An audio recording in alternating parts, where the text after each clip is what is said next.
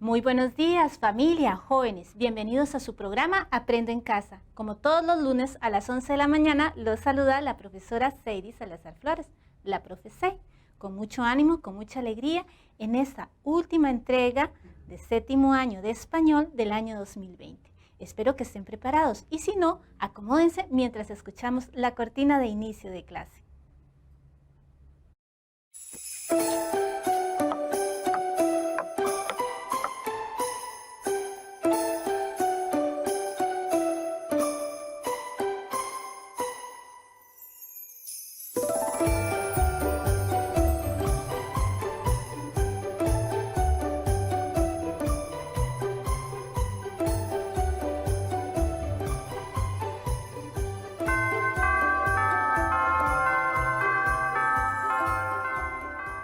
Muy bien, jóvenes, vamos a iniciar la clase, pero antes me encantaría darnos un espacio para agradecer. Primero agradecerles a ustedes, familia, padres, madres, hermanos, tíos, que han estado apoyando a sus hijos durante estos periodos de permanencia en casa, de educación en la casa.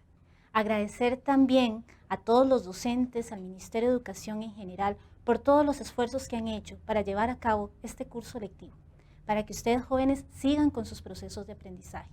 Agradecer también a nuestros asesores, a Ángel, a Maleni, a Marina, agradecer a nuestros compañeros traductores, Edrian, Marcela, por ese trabajo tan profesional, a todo el equipo que detrás de cámara nos ha ayudado, a Josué, a Christopher, a José, a todos muchísimas gracias por hacer posible que nosotros lleguemos a sus hogares.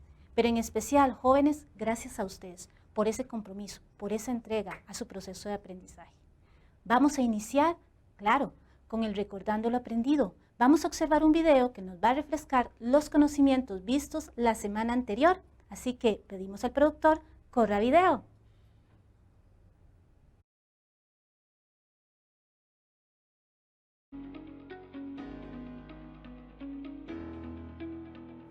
Recordemos lo aprendido. ¿Qué vimos la semana pasada? Bien, chicos, ¿qué vimos la semana pasada? Repasemos.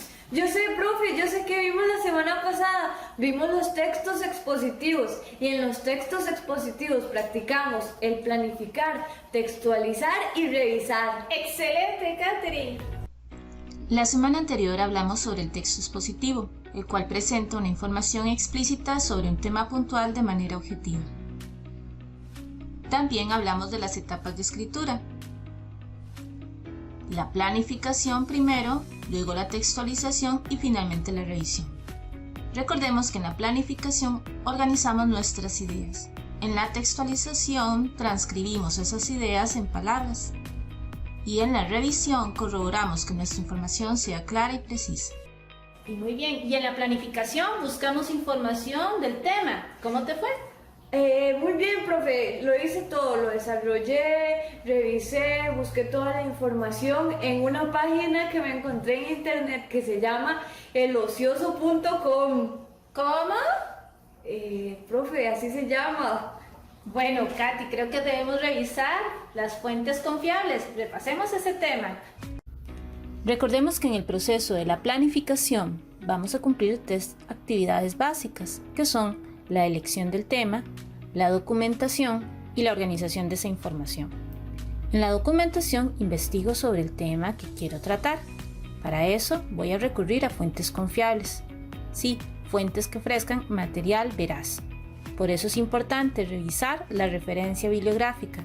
Además, debemos cerciorarnos de que tenga un autor y sobre todo corroborar la información venga de un sitio confiable.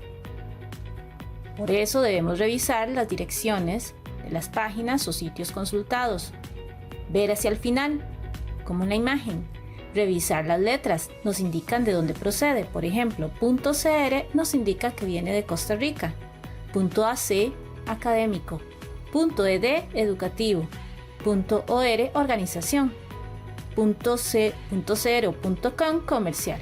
Listo, repasemos entonces las etapas previas de la escritura. Recuerden elegir el tema. Luego, investigar, recabar toda la información necesaria. Después, seleccionar la información que sea pertinente al tema. Organizar sus ideas. Recuerden pasos básicos antes de escribir. Y durante la escritura, no olviden la estructura, el inicio y al lector. Recordemos, cuando busquemos información debemos evitar toda aquella que no tenga autor, no posea fuentes o referencias o provenga de sitios poco confiables.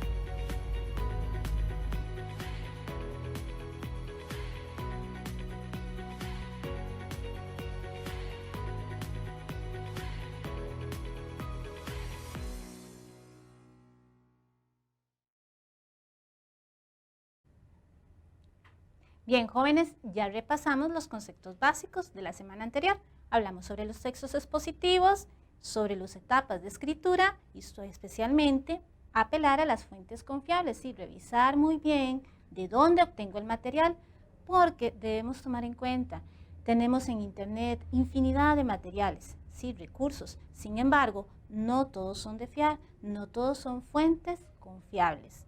Debemos cuidar muy bien, tener la responsabilidad de no divulgar información que no sea correcta, que no sea veraz.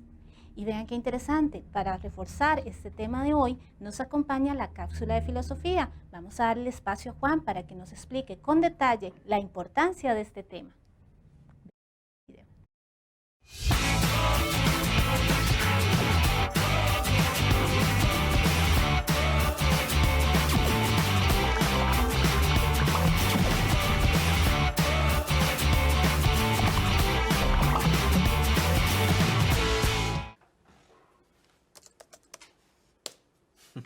Hola, en estos momentos vivimos rodeados de tecnología y también en todo momento estamos recibiendo memes y noticias, pero ¿realmente se han preguntado si eso que comparten o que están leyendo es la realidad o solo es una noticia falsa? Todos tenemos derecho a expresar nuestra opinión, pero lo que compartimos debería ser la verdad, porque una noticia falsa puede inducir a una persona a cometer un acto irresponsable. Y ya hemos visto muchos casos de esto en el mundo. Y que la gente sigue las masas sin cuestionarse si realmente lo que están diciendo es la verdad o tiene una base científica. Va de nuevo. Todos tenemos derecho a expresar nuestra opinión, pero lo que compartimos debería ser la verdad, porque una noticia falsa puede inducir a una persona a cometer un acto irresponsable. Y ya hemos visto muchos casos de esto en el mundo. Y que la gente sigue las masas sin cuestionarse si realmente lo que están diciendo es la verdad o tiene una base científica.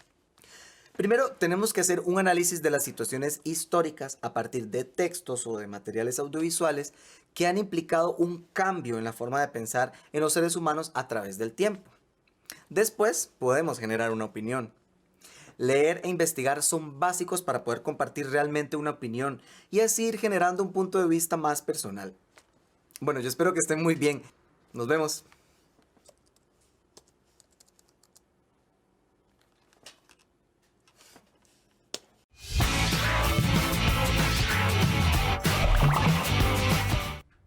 Muchas gracias, Juan, por este consejo, por esta nota tan importante. ¿Qué les parece si retomamos algunos de los consejos que nos acaba de brindar? Debemos leer, sí, investigar para poder crear opinión y para poder compartir con otros esa información. Bueno, vean qué importante. Hoy estamos hablando de los textos expositivos. ¿Qué más? Leer, investigar para poder realizar mi texto expositivo y poder compartirlo con otras personas. Bueno, ahora retomemos el tema del texto expositivo. Para eso vamos a ver la presentación. Muy bien, jóvenes, retomemos el tema anterior. Defino el tema, ¿recuerdan? Bien, para esta parte les recomiendo escoger un tema que sea de su gusto, de su preferencia. ¿Sí? Busquen alguna temática en la que se sientan familiarizados, en las que se sientan a gusto. Eso va a ayudar a que el proceso de investigación sea mejor. Además, podrían buscar algo que les genere una inquietud. ¿sí? Algo que quieran cuestionarse, investigar, alguna temática de interés que quieran averiguar. Esto va a permitir que el proceso sea mejor, que a la hora de la búsqueda se sientan motivados y todo transcurra con mayor facilidad. Cuando tenemos claro nuestro tema, debemos enfocarnos en un título. Claro, cuando pensamos en un tema, posiblemente en nuestra mente se venga una palabra, pero esa palabra es muy amplia, puede abarcar distintos temas, así que debemos limitarlo. ¿Cómo lo vamos a delimitar? A través del título. Recuerden que en el título lo podemos establecer como una frase nominal. ¿Recuerdan la frase nominal que vimos en clases anteriores? Tenemos un sustantivo como el elemento principal y tenemos palabras que lo modifican, antepuestas o pospuestas, que permiten delimitar el tema. Esto nos va a permitir, a la hora de investigar, enfocarnos en una información, en un tema. Muy bien, jóvenes, una vez que tenemos la temática establecida, ¿sí? El título, investigo sobre el tema. Voy a recabar toda la información. ¿Dónde podemos consultar? Libros, revistas, artículos de periódico, documentales, también en internet. Solamente recuerden tener mucho cuidado con la fuente, que sea confiable. Ya hablamos sobre los filtros de búsqueda, hablamos de la importancia de reconocer un autor, ¿sí? Una voz de autoridad sobre el tema, las referencias bibliográficas también. Cuando tenemos toda nuestra información, debemos seleccionar la que sea pertinente, es decir, la que sea más adecuada al tema. ¿De acuerdo? Pueden encontrar mucha información, pero deben reconocer qué aspectos del tema quieren abordar y cuál información de la que buscaron les va a ayudar para complementar la explicación. Identifican entonces información pertinente. Muy bien, jóvenes, una vez recabada toda la información, la vamos a organizar. Ya la seleccionamos, ya determinamos cuál va a ser importante y vamos ahora a establecer el esquema de ideas. Ahora bien, ¿cómo podemos hacer un esquema de ideas? ¿Cómo organizar nuestras ideas? Podemos establecer un esquema como el que vemos en pantalla. Recuerden que teníamos el título, ¿sí? En el título nosotros delimitamos lo que íbamos a hablar, pero también cuando investigamos sobre ese tema, buscamos los asuntos que queríamos tratar. Cada asunto que vamos a tratar en el trabajo, en el texto expositivo, van a ser las ideas principales, ¿de acuerdo? Como las de este esquema. Ven del título, desglosamos las ideas que queremos abordar. Una vez que tenemos esas ideas principales, vamos a ampliar, explicar, ejemplificar cada idea principal. Y eso es lo que constituyen las ideas secundarias. ¿Ven? Como las que tenemos en la imagen. De esta manera podemos organizar todo nuestro texto expositivo antes de escribirlo. Vean qué bien, porque de esta forma podemos tener claro el camino y organizado todas las ideas que voy a desarrollar desde que inicio hasta que finalizo mi texto. ¿De acuerdo? Continuemos con la presentación. Señor productor, ¿me puede desaparecer de pantalla? Gracias. Muy bien, jóvenes. Una vez organizadas las ideas, ya podemos pasar a la segunda etapa, la textualización. Recuerden, textualizar es pasar mis ideas al texto. Claro, cuando vamos a textualizar debemos tener muy claro cómo lo vamos a escribir, tomando en cuenta las características del texto que estamos utilizando como vehículo de información. En este caso, vamos a utilizar el texto expositivo. ¿Y cómo lo vamos a textualizar? ¿Cómo vamos a pasar nuestras ideas al escrito? Pues bien, vamos a tomar el esquema que mostramos al inicio y vamos a transcribir la idea principal y sus ideas secundarias en un párrafo. Cada idea principal la vamos a desarrollar en un párrafo. ¿De acuerdo? De esta manera va a quedar bien clarito y bien estructurado nuestro escrito. Pueden desarrollar 1, 2, 3, 4 ideas principales, las que gusten. ¿Y qué es el párrafo? Recordemos, El párrafo es una unidad textual de oraciones que desarrollan una idea. El párrafo debe tener coherencia interna y externa. ¿Qué significa eso? Que tenga una unidad temática. Recuerdan que escogimos un título, un tema, buscamos hablar sobre ese tema, ciertos aspectos. Bueno, dentro del párrafo debe aparecer información sobre ese tema, pero también debe existir una coherencia entre las ideas que desarrollo dentro del párrafo. Vamos a explicar esto con el ejemplo de nuestro esqueleto. Vean qué esqueleto más sexy. Qué linda sonrisa, ¿verdad? Bueno, si vemos en el esqueleto, cada hueso está articulado por un tejido, un ligamento. ¿Lo ven? Que lo conecta, como el que está señalado en el círculo.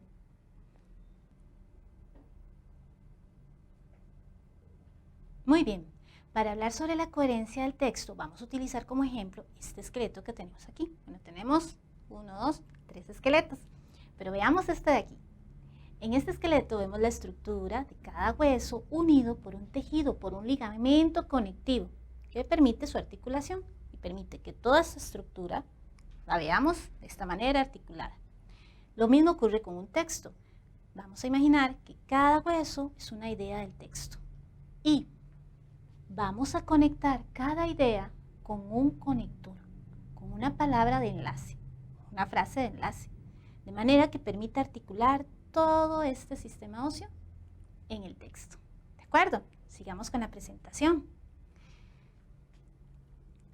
En el párrafo debe existir una estructura interna, una idea principal y las ideas secundarias. Recordemos que la idea principal presenta la información fundamental del párrafo. Sin esta no tenemos párrafo.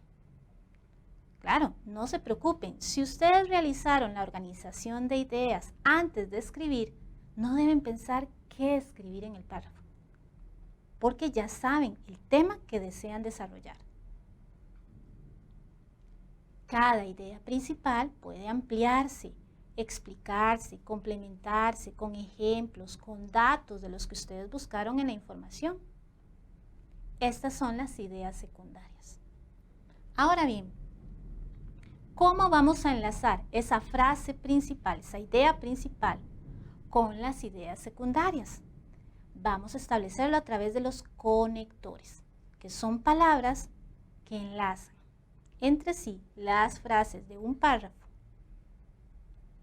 Claro está, dependiendo del tipo de idea que queremos enlazar, va a ser el conector que empleemos. Por ejemplo, digamos que nuestra temática es sobre el cambio climático, ¿ok? Entonces, si vamos a hablar de las causas del cambio climático, debemos utilizar conectores de causa, como por ejemplo, ya que. Entonces yo digo, el cambio climático se da ya que y doy sus causas. Pero si voy a hablar del cambio climático para dar sus consecuencias, explicar las consecuencias, debo utilizar los conectores correspondientes. Igual también tenemos conectores de contraste, como pero, en cambio, al contrario y sin embargo. Vamos a trabajar un ejemplo. Vean este texto. Primero, visualmente, podemos identificar una sangría. ¿Recuerdan lo que era una sangría? El espacio que está al inicio del texto. No coloquen raya, ¿ok? No. Vamos a dejar nada más ese espacio inicial. ¿Y cómo termina nuestro párrafo? Con un punto y aparte. Visualmente ya lo identificamos, pero en su contenido, ¿qué vamos a reconocer? Idea principal e ideas secundarias. Hagamos una lectura rápida del texto. Muy bien, leamos el texto de ejemplo. Los problemas del sueño son una preocupación creciente para la salud pública mundial debido a que la falta de sueño se asocia con daños en la motivación, la emoción y el funcionamiento cognitivo, y con un mayor riesgo de enfermedades graves, por ejemplo, diabetes, enfermedades cardiovasculares, cáncer. Bueno, antes de analizarlo, vean qué importante que es el sueño, jóvenes. Espero que hayan casa, familia, estén respetando sus horas de sueño, porque son muy importantes para su desarrollo cerebral y para evitar enfermedades graves. Ahora bien, veamos el texto a profundidad. Tenemos una idea principal, enunciada al inicio, que hemos resaltado con color azul. Como observan en la imagen, los problemas del sueño son una preocupación creciente para la salud pública. Luego viene el conector. Muy bien. ¿Debido a qué? ¿Lo ven resaltado en tinta negra? ¿Qué va a enlazar ese conector? Las ideas secundarias que están desglosadas en las frases que vienen resaltadas en color naranja. ¿Vieron qué bien? ¿Cómo podemos estructurar de manera sencilla nuestro párrafo? Veamos otro caso. Por otro lado, existe una preocupación creciente en la salud pública sobre la importancia del sueño, que se ha incrementado por la demanda social de conseguir estrategias encaminadas a mejorar la calidad del sueño en la población. Sin embargo, no existe un consenso estandarizado de cómo debe aplicarse dichas estrategias. ¿Observaron el detalle? Sí, estamos hablando sobre la misma temática del párrafo anterior, sobre el sueño. Claro, aunque es otro párrafo, mantenemos la unidad temática. Nada más que en este párrafo desarrollamos otra idea. Además, vamos a observar las palabras de enlace o las frases de enlace. Tenemos un marcador discursivo al inicio. Dice por otro lado. Esta frase, que es casi como una señal de tránsito para el lector, le está indicando al lector que vamos a abordar otro asunto sobre la misma temática. Dice por otro lado. ¿Ven? Marca el inicio del párrafo indicando que hablamos sobre el mismo tema, pero un asunto aparte. Y también tenemos el conector, sin embargo. ¿Recuerdan? Las frases de contraste. Ahí está, marcando ese enlace de las oraciones.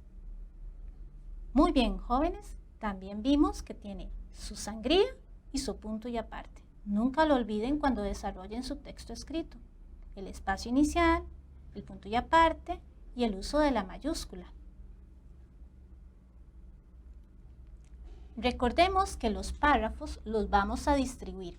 Si esa información se va a distribuir. ¿Cómo? En un texto expositivo vamos a tener introducción, desarrollo y conclusión. Recordemos que en la introducción vamos a dejar claro al lector el asunto del que se tratará el texto, haciendo la proposición inicial. En el desarrollo, la exposición clara y detallada de toda la información disponible.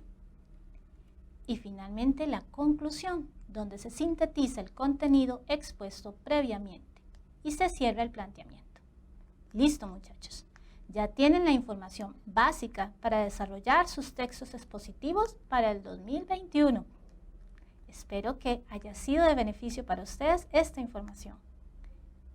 Bueno, jóvenes, y como en toda clase de español, vamos a tener nuestra cápsula ortográfica, porque recuerden, es importante reforzar en nuestra escritura el manejo ortográfico. Por eso, le vamos a dar el pase a nuestra querida compañera Lucía, que nos trae esta información importante sobre las palabras homófonas. ¿Saben lo que son? ¿No? Bueno, presten mucha atención a este video.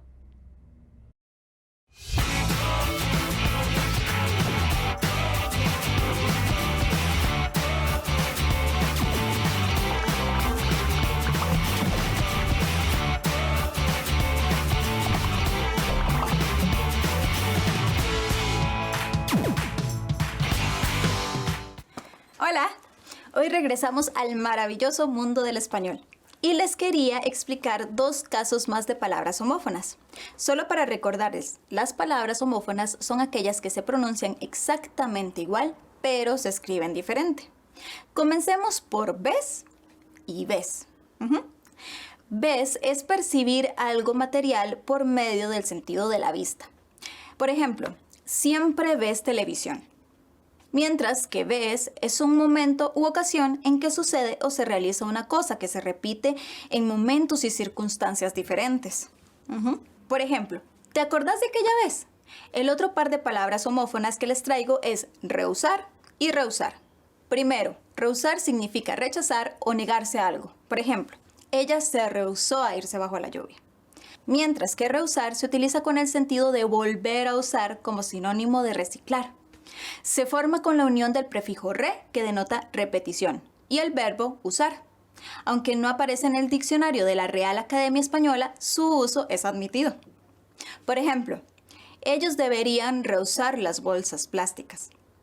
Como todos sabemos, la ortografía es muy importante en nuestras vidas. Nos ayuda a comunicarnos de manera eficiente y mediante ella podemos transmitir mensajes de manera clara y concisa.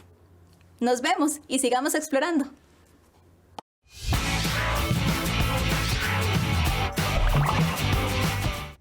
Lucía, muchas gracias por esta explicación, muy importante, lo tomamos en cuenta. Cada vez que vamos a escribir, nos vamos a rehusar a escribir mal y a cometer errores de ortografía. No. Bien, muchachos, ¿qué les parece si hacemos nuestra autoevaluación? ¿Qué aprendimos hoy sobre los textos expositivos? En la cápsula de filosofía aprendimos también la responsabilidad de no distribuir información que no sea veraz, ¿verdad?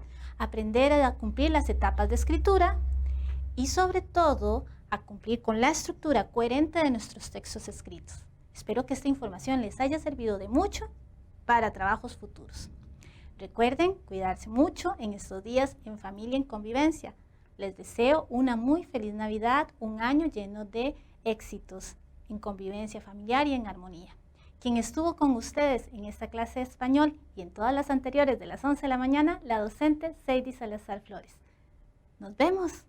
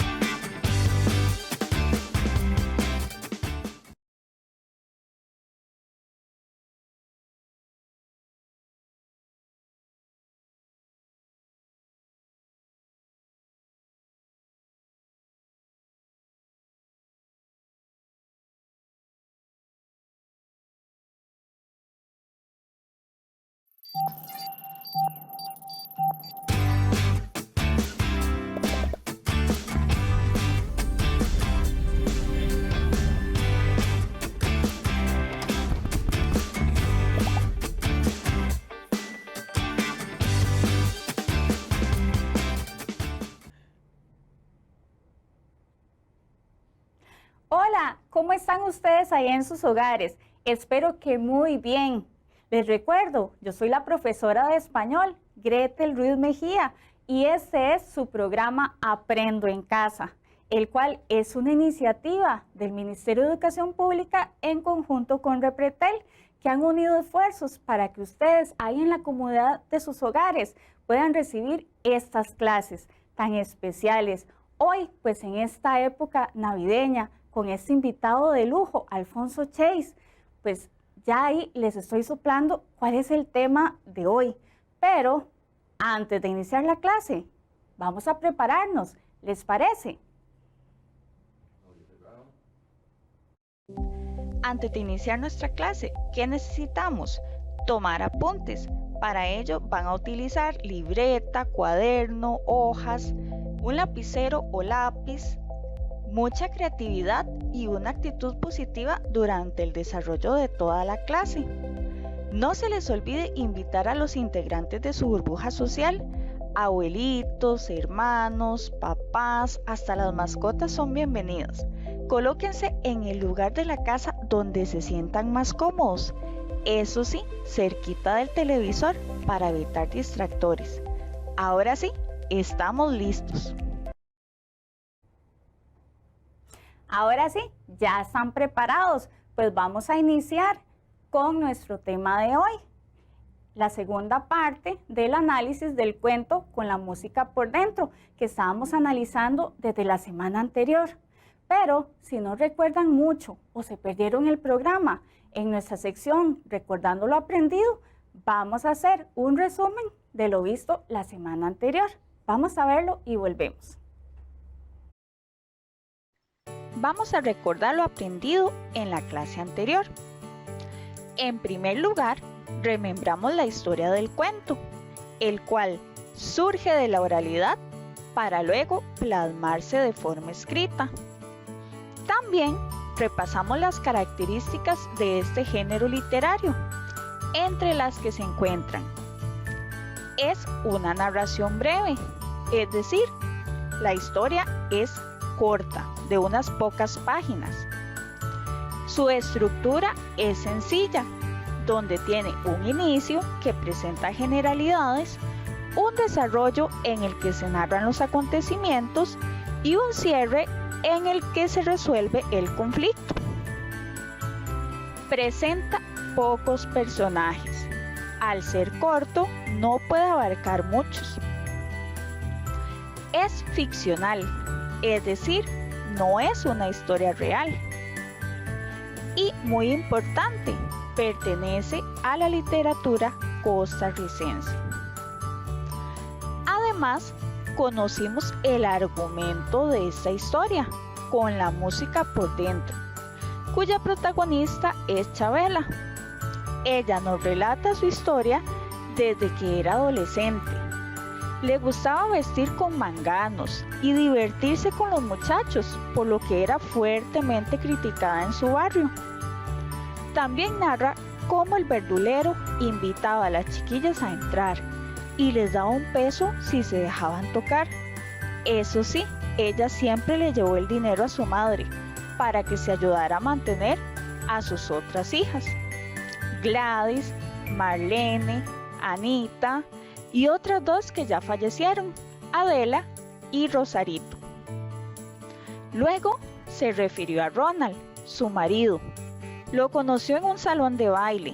Se casaron pronto, pero él era de mal carácter y fumaba marihuana. Al tiempo los abandonó, con la excusa de dejar de ver a sus amigos que lo inducían al vicio. Chabela entonces tuvo que volver a prostituirse para sacar a sus hijos adelante. Antes de Ronald, tuvo un novio que hablaba muy filosófico, pero siempre andaba detrás de Chabela averiguando cuánto dinero había ganado. Él era zapatero, aunque se pasaba el día leyendo el periódico y hasta después de las 3 de la tarde fumaba para empezar a trabajar. Chabela también cuenta que fue operada en sus sueños por el doctor Moreno Cañas, a quien mataron por política, dice su casera. Por cierto, que esta señora le gusta hacer espiritismo y tiene al adivino Merlín. Chabela va donde él para que le lea las cartas y la aconseje.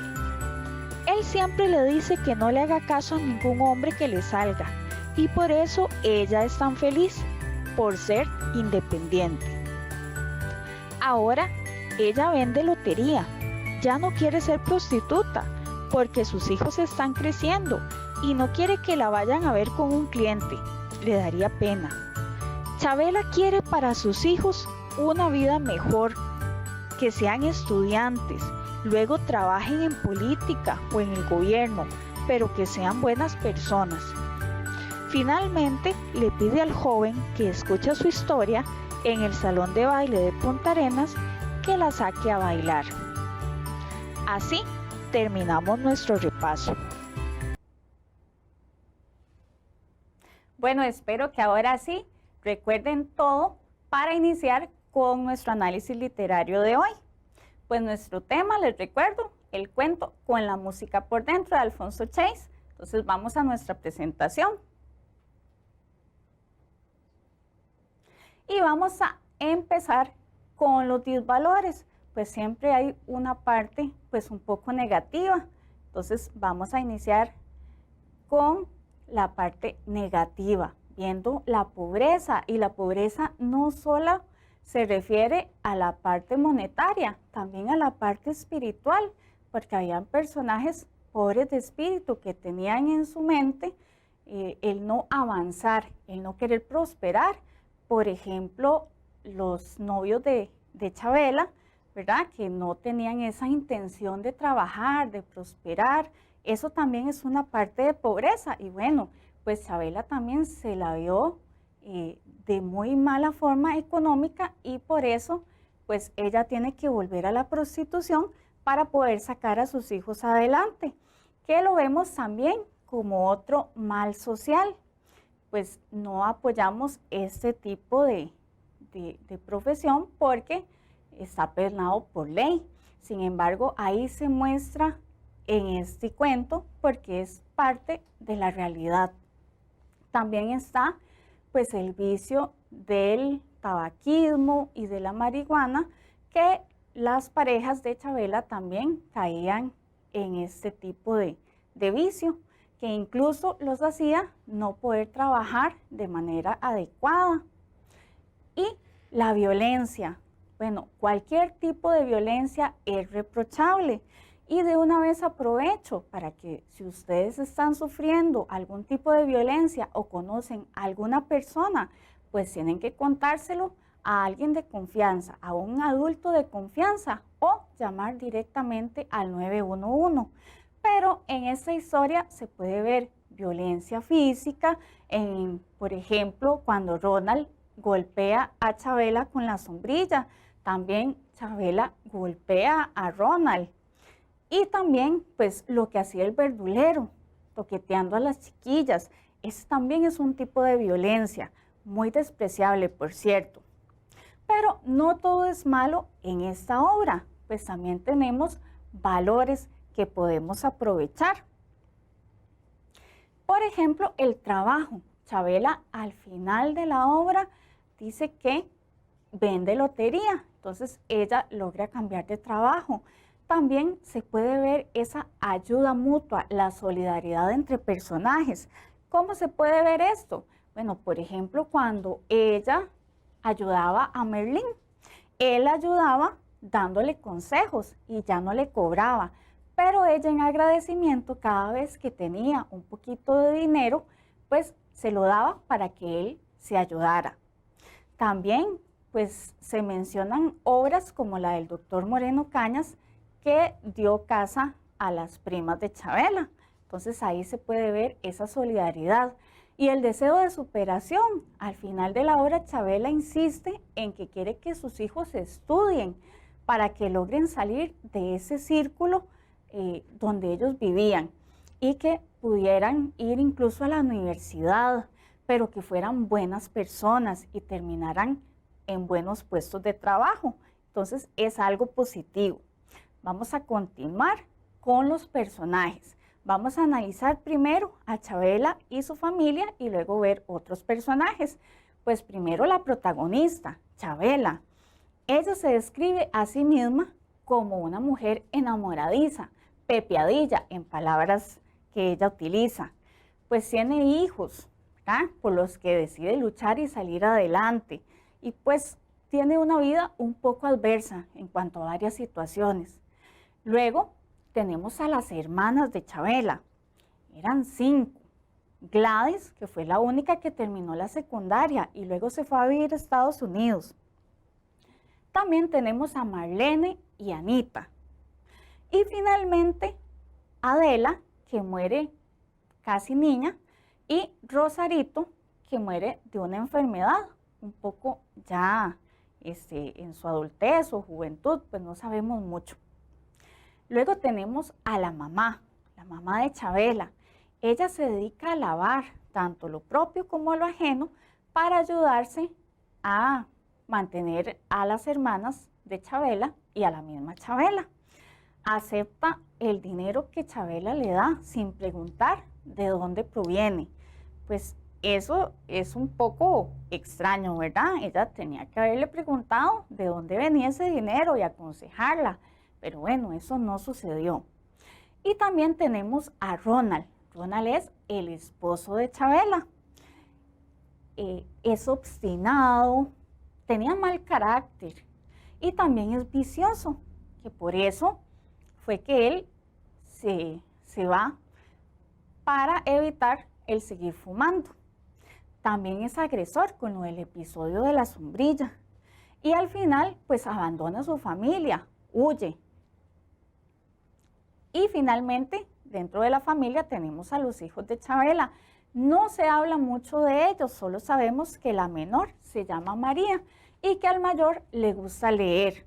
Pero tampoco tenemos claro si solamente eran 2 hijos o habría un hijo del medio. Luego tenemos al otro novio de Chabela, el Chivo, como ella le decía.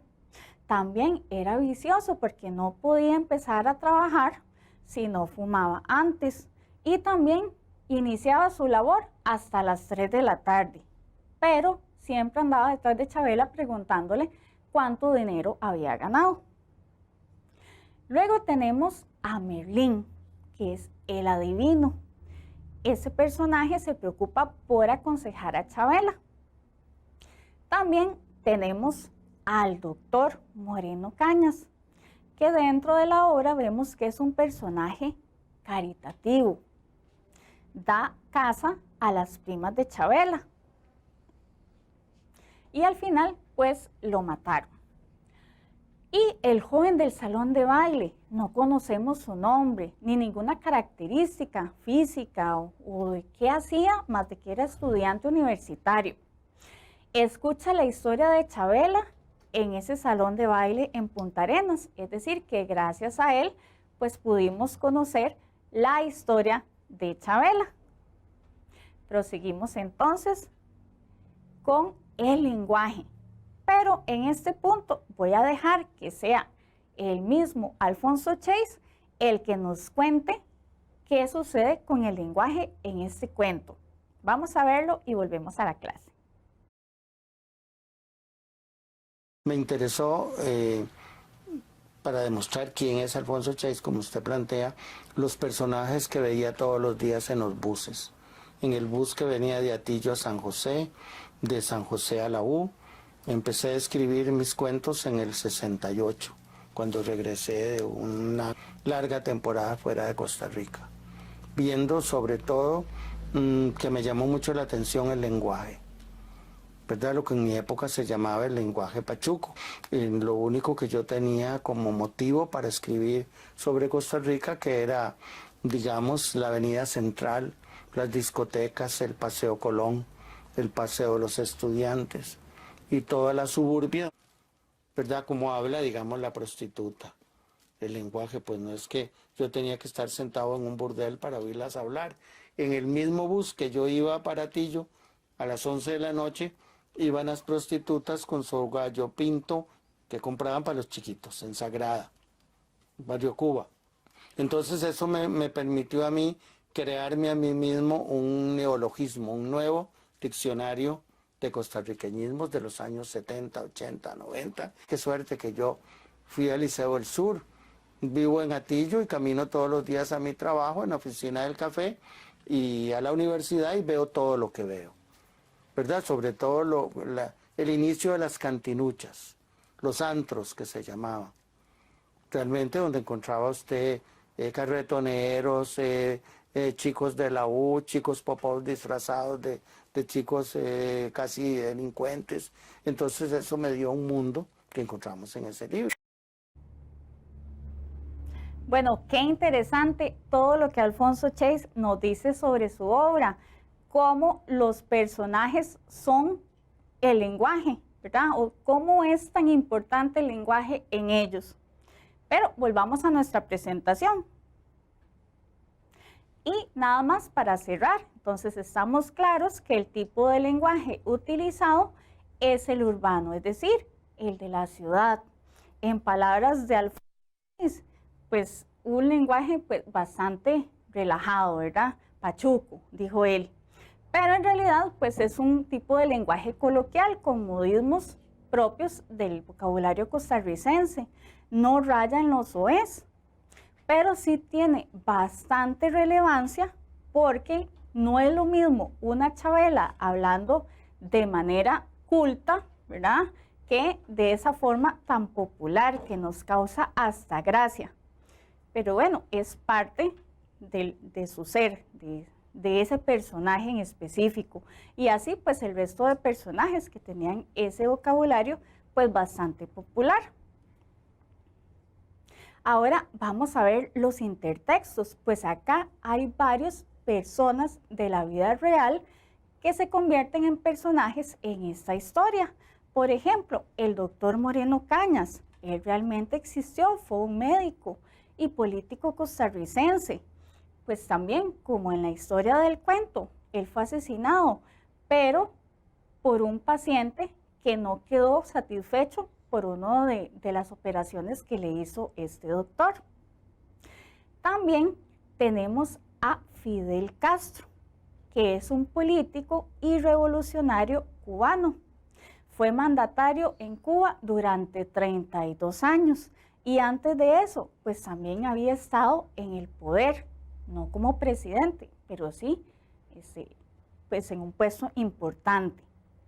Luego tenemos a Napoleón.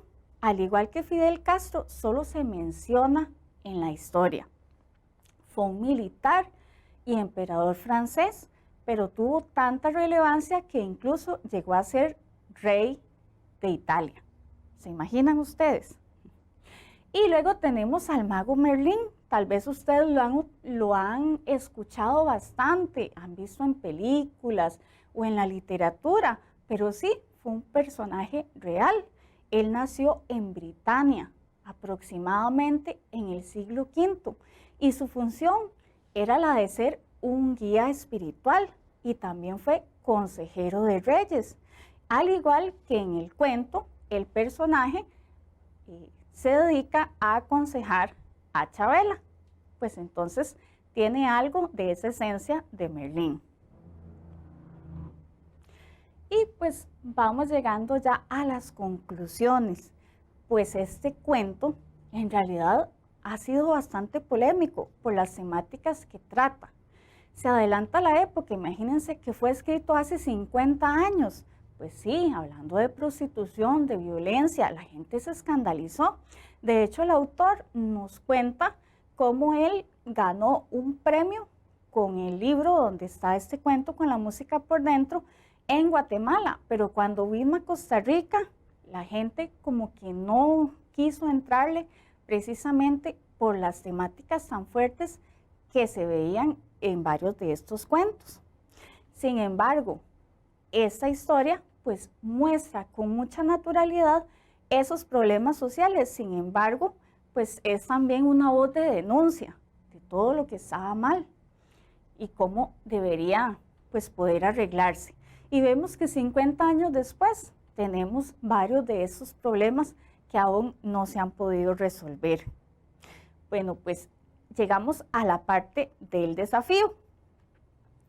Y pues lo voy a dividir en varias partes.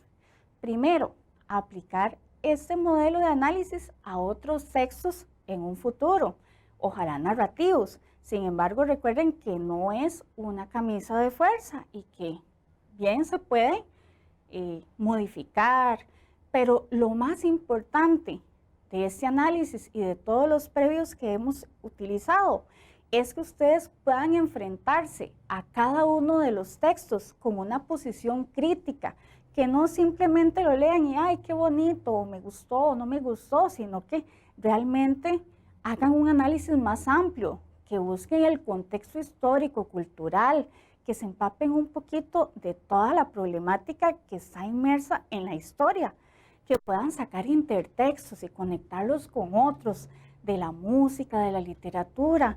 Pues eso es lo que se quiere, que ustedes razonen bastante. ¿Está bien? Bueno, ojalá que acepten este desafío y lo hagan con todos los futuros textos. Vamos ahora a nuestro momento ortográfico de hoy.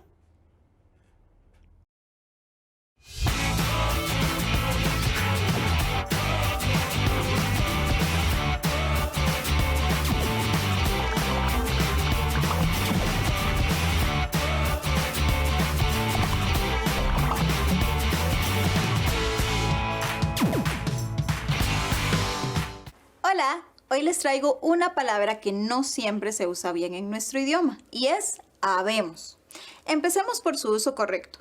Solo es admisible decir habemos como primera persona del plural del presente indicativo de la expresión coloquial habérselas con una persona o cosa. Por ejemplo, nos las habemos con un hombre despiadado. Va de nuevo. Hoy les traigo una palabra que no siempre se usa bien en nuestro idioma y es habemos. Empecemos por su uso correcto. Solo es admisible decir habemos como primera persona del plural del presente indicativo de la expresión coloquial habérselas con una persona o cosa. Por ejemplo, nos las habemos con un hombre despiadado, pero nunca se debe usar como conjugación del verbo haber. Por ejemplo, es incorrecto decir habemos visto a tu hermano. Se debe decir hemos visto a tu hermano. También debe evitarse el uso de habemos como conjugación de ser o estar, somos o estamos. Por ejemplo, está mal decir, habemos pocos solteros en el pueblo o habemos 3 personas en la casa. La forma correcta sería, somos pocos solteros en el pueblo o somos 3 personas en la casa. Bueno, espero que les haya quedado súper claro. ¡Nos vemos!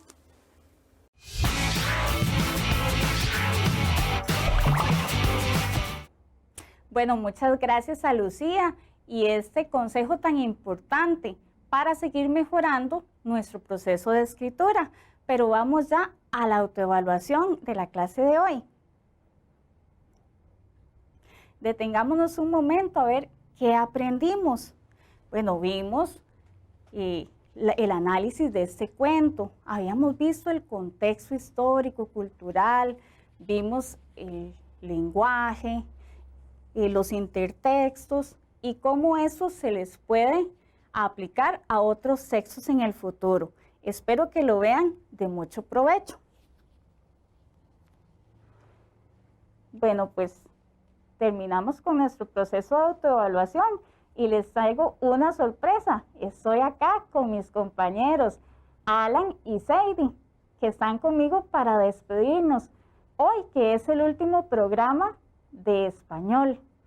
Sí, bueno, pues todavía mañana tenemos matemática, pero ya hoy oficialmente es el último día de español.